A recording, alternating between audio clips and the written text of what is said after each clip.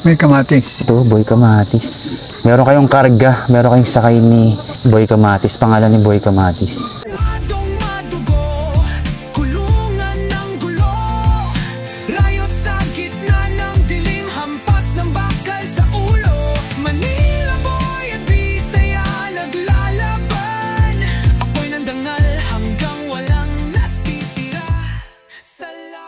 Lolo, magandang araw po.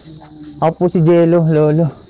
Ang nagpasikat sa kanya, mga tao, pagkakabot Boy Kamatis.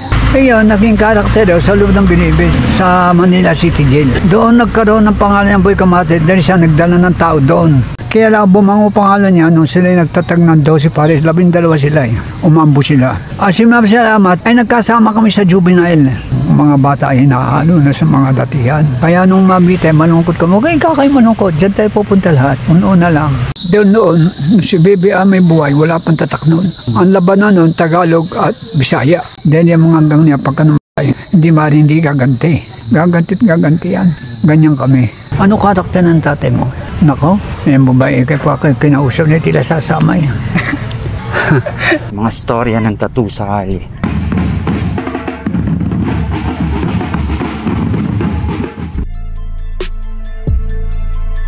Mga tinta nasa loob ng karayong pag tinatak na sa balat ay nagkakaroon ng malalim na kahulugan ng imahe. Ang sinasabi nila, kadamihan hindi totoo. Kaya sabi ko nga, kung ako'y kara mo, puro barado ko sa akin.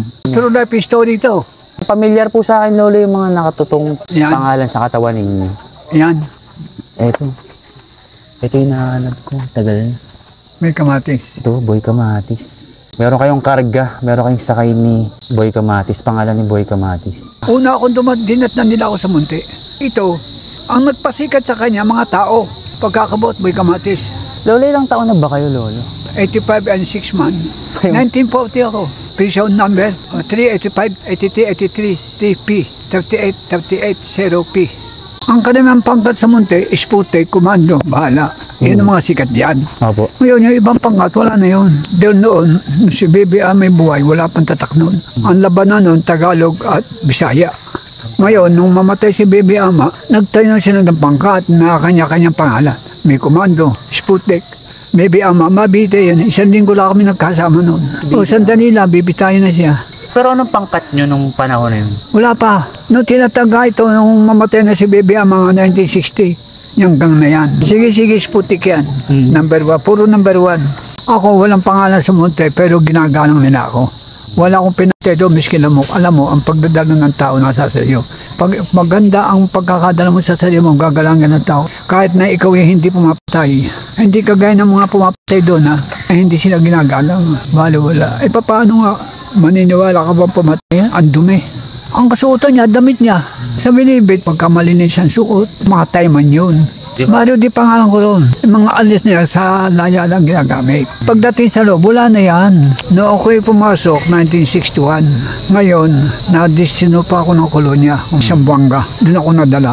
Pero ako wala pang tatak noon. Nagkaroon ng konting gulo doon. Kung mga andamdamin ko, Sputek, dahil alam nilang gaganti kami, binalik kami ng Muntinlupa. Mayroon kami 10.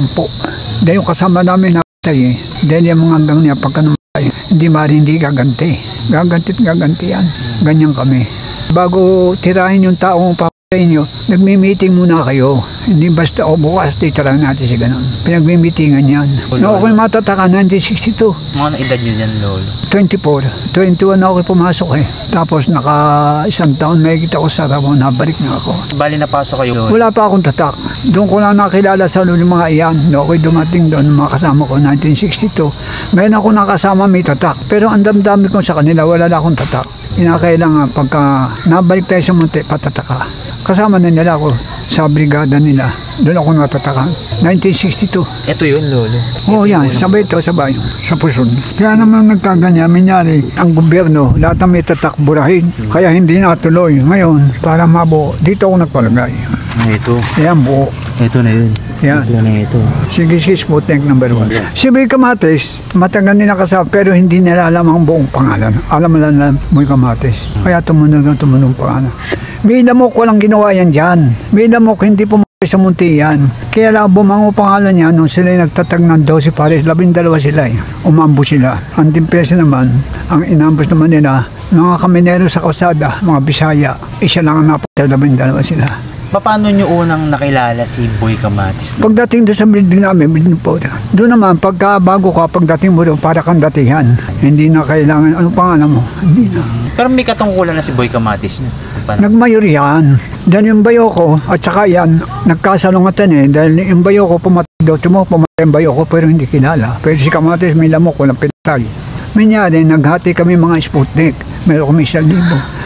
Tigdimandaan. O yung ganun ko yung sumama ako sa bayo ko. Ngayon, meron naman isang tao sa amin na para bang pupunta doon sa kabila, pupunta sa kanya, para bang pinag-aaway. Nanggalit yung bayo ko. Pinatay siya sa Palo, Batang Quiapo.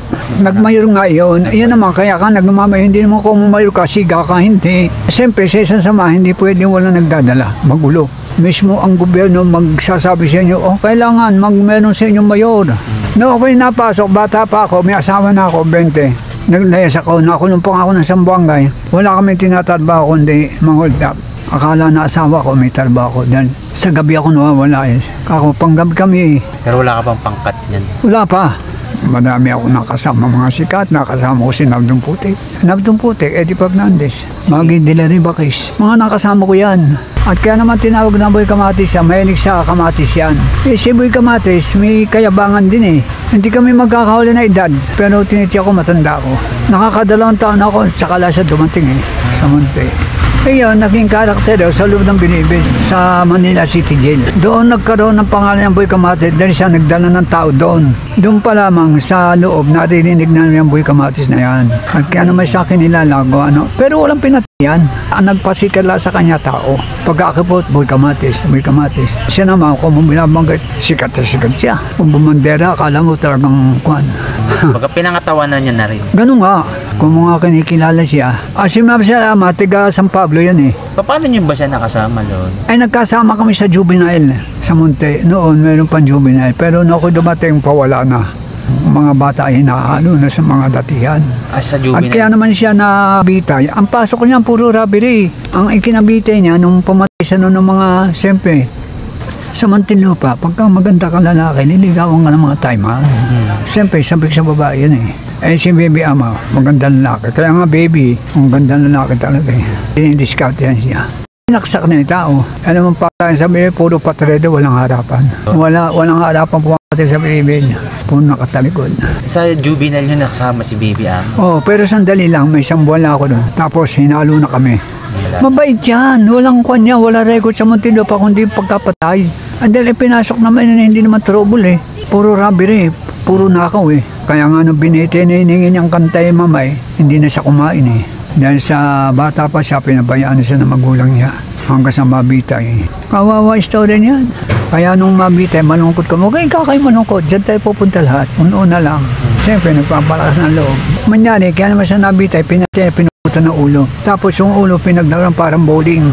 Inalis pa nyo sa pagkakapatay. Yung pumatay ka, pagka naigaw ka nang gagalawin. Iba na asunto nun. Inilipat mo, iba na. Kaya pagka pinatay mo doon na lang. Siya hindi, hinila niya. Tapos yung ulo, pinagdaruan niya. Kasi meron din kami narinig na istorya na Peraltang Buang naman. Oo, kilala ko yun. Ang sentensya ng bitay. Yun, noong 1958, nakamatay yun. Kaya nasintensya sila ng bitay. Kasama nga nila si Ben Ulo eh, sa Baptolina eh. Dahil ako, pugante ako eh, na-Baptolina na rin ako eh. 6 months ako sa Baptolina. Kadinado ako. Kasi Lola, nababasa ko na lang, si Baby Ama talagang sumasama rin talaga sa mga rayo. Hindi sumasama yun, kaya nakikita ko na puro hindi totoo eh. Hindi totoo yun. Ngayon, siyempre kayo, walang akala nyo totoo, lalo yung mga nakikinig. Ito mga tattoo nito, bawat tattoo nito may istorya. May isa record ng Muntinlupa, ando pa mga record dito. Manyari yung mga ganyan, hindi naman nila naalala kung ano istorya. Tira sila ng tirami, hindi man nila nakakasama. Meron mag-istorya, puro hindi totoo. Ngayon, ikaw na kinuwento, ako mo nga hindi mo nakikita, maniniwala ka. Maganda naging buhay ko, laya na nga ako, hindi ako umuwi. Dahil ako nalibing out ako. Nung ako'y nalibing out at makikita mo ako, sasabihin mo ako hindi presyo. Yan, nakita niya yung mga litrato. Pinakita ko sa kanya, yung litrato ko sa Monte. Dahil nakakaya ako nakasibilyan. Maganda ang buhay ko doon, doon ako nagkasawa. Ang dali ng babae doon, dahil ako melik sa babae. Nung araw naman. Oo, kung ako'y bata pa, di may asawa na ako. Kumbaga, aminado naman kayo. Oo. Naman kayo. Ito mga anak ko, tanong mo, ano karakter ng tatay mo? Sabi niya, nako, yung babae kay pa kinausap niya, tila sasama yan. Tikboy pala. Tinan mo, titino ang mga litrato ko ng babae at saka yung litrato ko sa munti. Kukunin ko ha. Para makita. Oh, sige. Para makita nyo. Sige, ang dami na. Dragon pa to. Ingo? Ano yung kabitan Ingo, lolo? Siya nagtatak niyan. Talaga? Yung litrato kong pinakita.